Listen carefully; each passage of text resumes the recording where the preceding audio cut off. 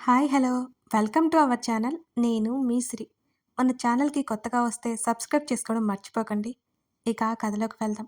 ఇష్టమైన సకుడా పార్ట్ 8. ఏదో జరిగింది చెప్తావా లేదా, లేకపోతే మీ మామయ్యతో చెప్పమంటావా? ఆ మాటకి ధరణి బెదురుగా చూసింది తన అత్తయ్య వంక. నిజంగానే నిజమత్త. ఏం లేదు. అది అది అమ్మా నాన్న లేకుండా ఫస్ట్ టైం వచ్చాను కదా, ఏదోలా ఉంది అని ధరణి అప్పటికప్పుడు అబద్ధమల్లేసింది. గగన్ కళ్ళు చిన్నవయ్యాయి. ధరణి చెప్పిన మాటలు అతను నమ్మలేదు. ఇదంతా నమ్మొచ్చా? మాలవిక అనుమానంగా చూసింది. ఊ. అలాంటప్పుడు ఇక్కడే ఉండాలి కానీ హాస్టల్‌కి వెళ్ళి ఏం చేస్తావు? మాలవిక సందేహంగా అడిగింది. ధరణి గతుక్కుమంది. తనకి ఏం చెప్పాలో అర్థం కాలేదు. అంటే అంటే అలవాటు చేసుకోవాలి కదా అత్త అక్కడ. ఆమె స్వరం తడబడింది. ధరణి, మనసులో ఏదైనా ఉంటే బయటకు చెప్పే. లోలోపల బాధపడకు అని ధరణి గడ్డం పట్టుకొని మృదువుగా చెప్పింది మాలవిక. అదేం లేదత్తా, అదేం లేదు. ధరణి కంగారుగా పలికింది. లేకపోతే సంతోషమే. ఉంటే మాత్రం ఈ అత్తతో చెప్పు. ఆ హక్కు, చనువు నీకుంది మాలవిక అంది. ధరణి గుండ్రంగా తలాడించింది. నిన్ను హాస్టల్లో ఉంచడం నాకు అస్సలిష్టం లేదు. ఒకసారి ఆలోచించు మాలవిక మరోసారి చెప్పింది. ధరణి మాట్లాడలేదు. సరే, ఈవినింగ్ షాపింగ్కి వెళ్దాం అంది మాలవిక. సరే ధరణి బుద్ధిగా తల ఊపింది. సరే, ఇలాగే లేచి వచ్చేసావా? రాత్రి గగన్ ఎప్పుడొచ్చాడు అని అడిగింది మాలవిక. ఆలస్యంగా ధరణి సమాధానం చెప్పింది. అటువైపు ఎవరో వస్తున్నట్టు అనిపించడంతో గగన్ అక్కడి నుంచి సోఫాల వైపుకి వెళ్ళిపోయాడు. మాలవిక ఎక్కువ అడగలేదు. కొడుకు మీద అంత నమ్మకం పెట్టుకున్న అత్తని కొరకరా చూసింది ధరణి. సరే, వెళ్ళి స్నానం చేసిరా, టిఫిన్ చేద్దాం మాలవిక చెప్పడంతో ధరణి బయటకొచ్చింది. వెనకే మాలవిక కూడా వచ్చింది. గగన్ తల్లి ముందు ఏం మాట్లాడలేదు. అక్కడ అతన్ని చూసి ధరణి గతుక్కుమంది. అతను కనిపించగానే వడివడిగా మెట్ల వైపుకి పరిగెత్తింది. ఆమె బిహేవియర్కి అదోలా చూశాడతను. తల్లి ఇచ్చిన కాఫీ తాగి రిలీఫ్ ఫీల్ అయ్యాడు గగన్. కాసేపు తల్లితో మాట్లాడి గదిలోకి వచ్చాడు. ధరణితో మాట్లాడడానికి చూడగా ఆమె డోర్ లాక్ చేసుకుని కనిపించింది. అక్కడే లివింగ్ ఏరియాలో సోఫాలో కూర్చుని ఆమె కోసం ఎదురు చూస్తున్నాడు అతను. అతనికి వెయిట్ చేయడం అంటే మహా చెడ్డ చిరాకు. మరోవైపు హర్షకి టిఫిన్ పెట్టింది వేద. డాక్టర్ వచ్చి మరొకసారి చెక్ చేశాడు. విజయ్ వచ్చాడు. రాత్రి వేదని ఇబ్బంది పెట్టలేదు కదరా అని అడిగాడు దగ్గరికి వచ్చి. నోరు మూసుకో, హర్ష కసురుకున్నాడు. ఏదో చేసి ఉంటావన్నమాట. విజయ్ నిట్టూర్చాడు. సడన్గా అతనికి ఏదో గుర్తుకొచ్చింది. వాళ్ళిద్దరూ దగ్గరగా ఉండడం అతను చూశాడు. తన భ్రమే తప్ప వాళ్ళిద్దరూ హాయిగానే ఉన్నారని నిశ్చింత ఫీల్ అయ్యాడు విజయ్. పద, రిపోర్ట్స్ పట్టుకుని వేద గదిలోకొచ్చింది. ఎక్కడికి పోవాలి మళ్ళీ? చిరాగ్గా అన్నాడు హర్ష. డిశ్చార్జ్. వేద అన్న మాటకి హర్ష విస్మయంగా చూశాడు. ఏంటి వేద, డిశ్చార్జ్ చేస్తున్నారా అని అడిగాడు విజయ్. అవును విజయ్, సాయం పట్టు, కారు ఉందిగా అంటూ విజయ్ని చూసింది. వీడి కారు మీ ఇంటి దగ్గర పెట్టి వచ్చాను వేద, నా కారుంది అన్నాడు విజయ్. విజయ్ వేద హర్షని చెరోవైపు పట్టుకొని బయటకి తీసుకురాసాగారు. నెమ్మదిగా కారులో కూర్చోబెట్టి అతని పక్కనే కూర్చుంది వేద. అతనితో ఒక్క మాట కూడా ఆమె మాట్లాడలేదు. అప్పటి వరకు మౌనంగానే ఉంది. చాలా చాలా థ్యాంక్స్ విజయ్. నీకు ఆఫీస్ టైం అవుతుంది కదా, వెళ్ళు. వేద చిరునవ్వుతూ చూసింది. సరేరా, జాగ్రత్త హర్షని చూస్తూ అన్నాడు విజయ్. సీరియస్గా ముఖం పెట్టుకున్నాడు హర్ష. తన భార్యమని తన స్నేహితుడితో కూడా నవ్వుతూ మాట్లాడడం అతగానికి నచ్చలేదు మరి. లోపల వరకు వస్తాను అంటున్న విజయ్ని చూస్తూ దొబ్బై పెదవులు కదిలించాడు వేద చూడకుండా హర్ష. విజయ్ తల కొట్టుకుని వెళ్ళిపోయాడు. హర్ష చేతిని భుజం చుట్టూ వేయించుకుని అతన్ని భారాన్ని మోయలేక అవస్థలు పడుతూ తంటాలు పడుతూ ఎలాగో లోపలికి తీసుకొచ్చింది వేద. హలో. హాల్లో అతన్ని కూర్చోబెట్టి ఆయాసం తీర్చుకుంది వేద. ఎంత బరువున్నాడు బండ వెదవ. ఆమె గ్లాసు నీళ్లు తాగేసి మనసులోనే అనుకుంది. అతనికి హాట్ వాటర్ తెచ్చి ఇచ్చింది. రూమ్లోకి వెళ్దాం పదా అంది వేద. అతను ఆమె సాయంతో నెమ్మదిగా లేచాడు. కాలు మీద భారం పడుతుంటే ఇంకా నొప్పి తగ్గలేదు అతనికి. నెమ్మదిగా గదిలోకి తీసుకువచ్చింది వేద. కూర్చో, వెళ్ళిపోతున్నా ఆమె చేతిని పట్టుకున్నాడు హర్ష. ఆమె వారించలేదు. మౌనంగా అతనికి ఎదురుగా కూర్చుని అతని వైపు చూసింది ఏమాత్రం జంకు లేకుండా. ఆమె చూపులకి అతను తడబడ్డాడు. ధరణి గదిలో నుంచి బయటకు వచ్చింది. భుజం మీదుగా ఉన్న జడను వెనక్కి వేసుకుంది.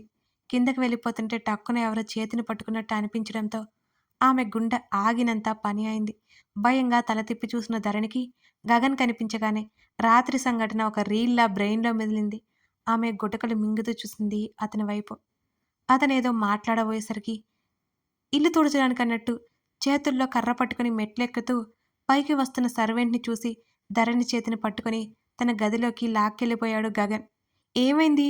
ధరణి ఆదుర్దాగా అడుగుతుంటే దడేళ్ల పడిన తలుపును చూసి ఆమె గోడకి అతుక్కుని బిగుసుకుపోయింది.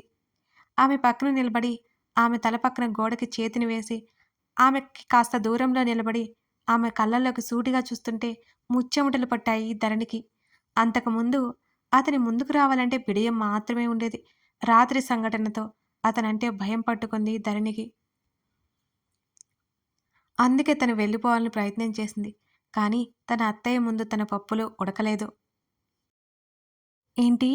ధరణి చేతులు నలుపుకుంటూ చూసింది. అతను కళ్ళు చిన్నవి చేసి ఆమెను తీక్షణంగా చూస్తూ రాత్రి ఏం జరిగింది? అని అడిగాడు. అతని ముఖంలో ఏ భావాలు ధరణికి అంతుపట్టలేదు. ఏం జరిగింది? ఏమీ జరగలేదు అని నెమ్మదిగా చెప్పింది ధరణి. అబద్ధాలాడావంటే చంపేస్తా. అతను మరి కాస్త ముందుకు రాగానే నిటారుగా అతనికి అతుక్కుపోయింది ధరణి. ఇద్దరికీ మధ్య 2 ఇంచులు మాత్రమే గ్యాప్ ఉన్నట్టుంది. నిజంగా చెప్తున్నాను. ఏం జరగలేదు. ముఖం పక్కకు పెట్టేసుకుంది ధరణి. నాకేం గుర్తులేదు. చెప్పు. ఆమె చెప్పింది నమ్మాలి అనిపించక మళ్ళీ అడిగాడు గగన్. అది నైట్ 11 దాటాక వస్తే నేను రూమ్‌లోకి తీసుకొచ్చాను నిన్ను. ఆ తర్వాత మీరు అని ధరణి చెబుతుంటే ఆ? అతనొక చెవి ఆమె వైపుకు వేసినట్టు ఎక్స్‌ప్రెషన్ ఇవ్వడంతో అదే నువ్వు నిద్రపోయావు. నేను వెళ్ళిపోయాను. ఆమె వణుకుతూ చెబుతుంటే అదోలా చూస్తూ అంతేనా అని అడిగాడు. అంతే ఇంకేం లేదు తల అడ్డంగా ఊపేస్తూ చెబుతుంటే ఆమె తల మీద చేయి వేసి ఆపి ఊడిపోతుంది అని చిన్నగా తిప్పు అని అన్నాడు గగన్. ఆ మాటకి ఉక్రోషం లాంటిదొచ్చింది ధరణిలో. మరి ఎందుకు ఈ వణుకుడు అని అడిగాడు. అదోలా చూస్తూ అన్నాడు గగన్. నాకా? ఎప్పుడు? అదేం లేదు. ఇక నేను వెళ్ళిపోతాను. అతని పక్క నుంచి తలుపు దగ్గరికి వెళ్ళి ఆమె ముంజేతిని పట్టుకుని వెనక్కి లాగి అలాగే గోడకి అంటించాడు. స్ప్రింగులా వచ్చి గోడకి అతుక్కుపోయింది. అతని వైపు కంగారుగా చూసింది. నీ మాటలు నేను అస్సలు నమ్మను. నమ్మేలా ఉన్నాయా? విసుక్కున్నట్టే చూశాడు గగన్. నిజం ఒట్టు. తన మీద పెట్టుకున్న చేతి మీద ఒక్కటి వేయడంతో ఉలిక్కిపడింది ధరణి. చుర్రుమండంతో ఆమె మూతి వంకరపోయింది. నువ్వు నీ పిల్ల వేషాలు ఇంకా చిన్నపిల్లవి అనుకుంటున్నావా? గగన్ విసుక్కున్నాడు ఆమెను. ఇంత దగ్గరకు వచ్చి కొట్టేలా మాట్లాడుతుంటే ఇంకేం చేయాలి? ధరణి పైకి అనలేదు కానీ లోపలైతే అనుకుంది. ఇక నేను వెళ్తాను. అదే నిజం. అతని అనుమతి కోసం చూసింది ధరణి. ఇంకా అతని అనుమానపు చూపులు ఆమెను తడుముతూనే ఉన్నాయి. ఎందుకు ఏడుస్తున్నావు అని అడిగాడు. ధరణి గబుక్కున చెంపలు తడుముకుంది. చూసుకుంది. నేనా? లేదే అంది అమాయకంగా. ఏడ్చి మమ్మీని కంగారు పెడుతున్నావు. ఎందుకు? చిన్నపిల్లలా ఏడవడానికి బుద్ధి లేదు. ధరణి ఆ మాటలకి అలిగినట్టు మూతి పెట్టుకుంది అతన్నే చూస్తూ. అతను తిడుతున్నాడనే ఉక్రోషం. ఆమె వైపు నుంచి అప్రయత్నంగా చూసిన అతనికి ఒకటే జుంకా కనిపించింది. అతని దగ్గర మరొకటి ఉంది అచ్చు అలాంటిది. అతను ఆమె దగ్గర నుంచి డ్రెస్సింగ్ టేబుల్ వైపుకి వెళ్ళాడు. అతను వెళ్ళమనకుండా వెళ్ళే సాహసం చేయలేదు ధరణి. డెస్క్ ఓపెన్ చేసి ఏదో పట్టుకొచ్చాడు. ఆమె చేతిని పట్టుకోగానే ఆమె గుండె జల్లుమంది. ఆమె అరచేతిని ఓపెన్ చేసి అందులో జుంకా పెట్టాడు. అది అతని దగ్గరికి ఎలా వచ్చిందో అర్థం కాక కళ్ళు పెద్దవి చేసింది. చెవి తడుముకుంది. అది తనదే. నువ్వు చెప్పట్లేదు నైట్ ఏదో జరిగింది అని ఆమె పిడికిలి మూసి ముందుకు వంగి మత్తులో కమిటైపోలేదు కదా అని అతడు గుసగుసగా అడుగుతుండగా ఒక్కసారిగా ధరణి కళ్ళు పెద్దవైనాయి. చిచి లేదు లేదు. చాలా అంటే చాలా కంగారుగా తల అడ్డంగా ఊపి అతని దాటుకుని తలుపు తెరిచి బయటకు పరిగెత్తింది ధరణి. అతని పెదవులు నెమ్మదిగా సాగాయి. ఏంటో చెప్పు హర్ష వైపు చూస్తూ అడిగింది వేద. నిజంగానే నాకు డివోర్స్ ఇచ్చేస్తావా? అమాయకంగా అడుగుతున్న హర్షని చూసి ఆమె హృదయం చలించిపోయింది. నువ్వు కావాలనుకుంటే అంది నెమ్మదిగా వేద. అనుకోకపోతే అని అడిగాడు హర్ష. అయినా ఇస్తాను. నువ్వు బయటికి చెప్పకపోయినా నువ్వేం కోరుకుంటున్నావో నాకు తెలుసుగా అంది వేద. స్టాప్ ఇట్ వేద. ఆమె మాటలకు అతనికి చిరాకు వచ్చింది. ముందు సెట్ అవు, తర్వాత మాట్లాడుకుందాం అంది వేద. ఇవేం పెద్ద దెబ్బలు కాదులే. ఇలాంటివి ఎన్నిసార్లు తగలేదు నాకు. ముందు సూటిగా మాట్లాడు అన్నాడు. సరే ఏంటో చెప్పు, నాకు పని ఉంది. ఆమె ముఖం తిప్పుకుంది. ఆమె పొడిపొడిగా మాట్లాడుతుంటే అతనికి ఏం చెప్పాలి అనిపించలేదు. కొన్ని క్షణాల పాటు ఆమె వైపు తీక్షణంగా చూశాడు హర్ష. వెళ్ళు. అతని మాటల్లో సరదా పోయి గంభీరత్వం అలుముకుంది. అతని వైపు ఒకసారి చూసి లేచి వెళ్ళిపోయింది వేద.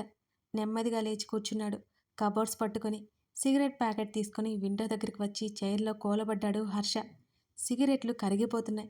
అతని నోటి నుంచి వస్తున్న పొగ రింగులు రింగులుగా తిరుగుతూ గాలిలో కలిసిపోసాగింది. అతని ఆలోచనలు వేద దగ్గర లేవు. తనకి యాక్సిడెంట్ అయిన దగ్గర ఆగిపోయినాయి. తన డ్రైవింగ్ చాలా పర్ఫెక్ట్గా ఉంటుంది. యాక్సిడెంట్ ఎలా జరిగింది? హర్ష ఆలోచిస్తున్నాడు. వెంటనే అతను కనిపెట్టలేదే సమాధానం కాదుగా. వెంటనే విజయ్కి కాల్ చేశాడు. విజ్జు అన్నాడు. చెప్పరా అన్నాడు విజయ్. నాకు యాక్సిడెంట్ అయిన ఏరియా సీసీ ఫోటేజ్ కావాలి. పోలీసులు నీ ఫ్రెండ్ ఉన్నాడు కదా, అదే డిపార్ట్మెంట్లో నీ ఫ్రెండ్ ఉన్నాడు కదరా, కాస్తది చూడు. హర్ష వాట్ హ్యాపెన్ అని అడిగాడు విజయ్ కంగారుగా. నథింగ్ రా, నువ్వు వర్రీ అవ్వకు. యాక్సిడెంట్ చేసిన వాడు ఎవడో తెలుసుకుందామని అంతే అన్నాడు హర్ష. సరే సరే, 1 అవర్లో నీ ముందు డీటెయిల్స్ ఉంటాయి అని చెప్పాడు విజయ్. హర్ష కాల్ కట్ చేశాడు. తర్వాత గగన్ ఎక్కడికో బయటికి వెళ్ళి మధ్యాహ్నం ఇంటికి వచ్చాడు. భోజనాలు అయిపోయిన తర్వాత ధరణి తన ముందు కూర్చోబెట్టుకుని జుట్టు సమర్థిస్తోంది మాలవిక. ధరణి కళ్ళు మూసుకొని తల ఆవిడికి అప్పగించేసి హాయిగా తేలిపోతున్నట్టు ఫీల్ అయిపోతోంది ధరణి. మెట్ల వైపుకి వెళ్ళిపోతున్న గగన్ వాళ్ళ వైపుకి వచ్చాడు. కొడుకుని చూసి నవ్వి ధరణి తలపట్టసాగింది మాలవిక. నీ చేతుల్లో నిజంగానే ఏదో మహత్యం ఉందత్తా అంటూ మాలవిక కాలు మీద చంపానించింది ధరణి. తల్లి పక్కన చేరి కనుబొమ్మలు ఎత్తి చూసింది. ధరణి వైపు చూశాడు గగన్. మాలవిక చిరునవ్వు విసిరి, గగన్ నీక్కూడానా? మాలవిక అడుగుతుంటే యథాలాపంగా కళ్ళు తెరిచిన ధరణికి గగన్ కనిపించగానే ఆమె నిటారుగా అయింది. No ma'am. అతను అలాగే ధరణి వైపే చూస్తూ మాలవికతో చెప్పాడు. చప్పున చూపు తిప్పేసుకుంది ధరణి. అత్త, నేను వెళ్ళి తలస్నానం చేస్తా అంటూ లేవబోతున్న ధరణి భుజాలు పట్టి ఆపింది మాలవిక. కనీసం గంటైనా ఆగవే, మాలవిక కసిరింది. సరే అత్త, నేను మళ్ళొస్తా అని లేవబోతే ధరణి తల మీద ఒక్కటేశాడు గగన్. బిగుసుకుపోయింది ధరణి. మమ్మీ మాట్లాడుతుంది కదా విను అని అన్నాడు. ఎప్పుడూ లేనిది డిఫరెంట్గా కనిపిస్తున్న కొడుకు ప్రవర్తన వైపు ఆశ్చర్యంగా చూసింది మాలవిక. ధరణి మూతి తిప్పింది. గగన్ ఉన్న వైపు కాకుండా దూరంగా జరిగి చెప్పత్తా అంది మూతి బిగించి. అన్నిటికీ పరుగులే పరుగులు. కాసేపు ఆగు. మాలవిక మాటలకి తలాడించింది ధరణి. ఇప్పుడు నేను చెప్పేదానికి నువ్వు ఒప్పుకుంటున్నా. మాలవికలా అనగానే ధరణి ఉలిక్కిపడింది. తల్లి ఒడిలోకి తలవాల్చి కాళ్ళు మరోవైపుకి పెట్టుకుని పడుకున్నాడు గగన్. అతను కళ్ళు మూసుకుని రిలాక్స్ అవుతున్నట్టున్నాడు. అతను మాలవిక కంటే దగ్గరగా ఉన్నట్టు అనిపించడంతో ధరణి కంగారుగా పైకి లేచింది. సింగిల్ సీటర్లో కూర్చొని మాలవిక వైపు చూసింది. గగన్ తల నిమురుతూ తనతో మాట్లాడుతోంది మాలవిక. ఏంటత్తా చెప్పు. మాలవిక ఏం అడుగుతుందో అనే భయం పట్టుకుంది ధరణికి. నువ్వు హాస్టల్కి వెళ్ళడానికి వీల్లేదే, ఇక్కడే ఉండాలి. ధరణి ఊహించినట్టుగానే మాలవిక అలా అడగడంతో అత్తా, నా ఫ్రెండ్స్ అని ఆమె చెప్పుతూ తడబడింది. కుదరదు గట్టిగా చెప్పింది మాలవిక. అత్తా. ధరణికి ఏం చెప్పలేక అర్థం కాక అక్కడి నుంచి ఎలా వెళ్ళిపోవాలని ఆలోచించసాగింది. తను అసలు ఉండలేదిక్కడ. తనకు తెలుసు. రోజు అతని ముందు తను మామూలుగా తిరుగుతూ అస్సలు ఉండలేదు. ధరణికి అర్థమైంది. వీళ్ళందరికీ ఎలా చెప్పాలి? గగన్ అసలు ఇన్వాల్వ్ అవ్వలేదు. తనని ఉండమని కూడా అడగలేదు. తను ఎలా ఉంటుంది? సడన్గా ఇంట్లోకి రాజేష్ రాగానే ఆ టాపిక్ అక్కడితో ఆగిపోయింది. ధరణి ఊపిరి పీల్చుకుంది. హమ్మయ్యా అనుకుంది మనసులో. ఆ రోజు సాయంత్రమే తను ఖచ్చితంగా వెళ్ళిపోతుంది నిర్ణయించుకుంది ధరణి. గగన్, రాజేష్ వచ్చాడు. ఒడిలో కళ్ళు మూసుకుని ఉన్న కొడుకు చెంపతట్టి పిలిచింది మాలవిక. గగన్ వెంటనే లేచి కూర్చున్నాడు. రాజేష్, రారా, చాలా రోజుల తర్వాత కనిపిస్తున్నా మాలవిక మాటలకు చిన్నగా నవ్వి, ఎలా ఉన్నారంటీ అంటూ దగ్గరికి వచ్చాడు. గుడ్ అని, లంచ్‌కి ఇక్కడే ఉండాలి. అలా వచ్చి ఇలా వెళ్తే ఒప్పుకోను అంది మాలవిక. మాలవిక మాటలకు నవ్వి తలాడించాడు రాజేష్. అప్రయత్నంగా చూసిన రాజేష్‌కి అక్కడ ధరణి కనిపించగానే క్షణకాలం ఆశ్చర్యపోయాడు రాజేష్. అంటే నిజంగానే గగన్‌కి ఆ అమ్మాయి అంటే ఇష్టమా? ప్రణతికి నుంచి తప్పించుకోవడానికి ఆ అమ్మాయిని పరిచయం చేయలేదా? అని రాజేష్ అనుకున్నాడు. గగన్ పైకి లేచి రాజేష్‌తో పాటు ఏమైంది రాజా అని అడిగాడు సీరియస్‌గా. రేయ్! ప్రణతి ఏదో మాట్లాడాలంట నీతో. ఇంటికొచ్చింది. గగన్ కళ్ళు చిన్నవైపోయాయి ఆ మాటలకి. అతని కనుబొమ్మలు దగ్గరికి జరిగాయి. మాలవికతో పాటు కూర్చున్న ధరణి చూపులు అతని వైపే ఉన్నాయి. ఏదో సీరియస్ విషయమని అతని ముఖంలో మారుతున్న భావాలను బట్టి ధరణికి అర్థమైంది. రమ్మను అన్నాడు గగన్. ఫోన్ కాల్ రావడంతో మాలవిక లేచి అక్కడి నుంచి వెళ్ళిపోయింది గదిలోకి. ధరణి చూస్తుండగానే లోపలికి ఒక అమ్మాయి వచ్చింది. ఆమె ప్రణతి. ధరణి కళ్ళు పెద్దవైనాయి. కథ కొనసాగుతోంది. కథ నచ్చితే లైక్ చేసి మీకేమనిపించిందో కామెంట్ చేయడం మర్చిపోకండి. సబ్స్క్రైబ్ చేసుకోవడం మర్చిపోకండి. సబ్స్క్రైబ్ చేసుకున్నారు కదా! కొత్తగా వచ్చిన వాళ్ళు అస్సలు మర్చిపోకండి.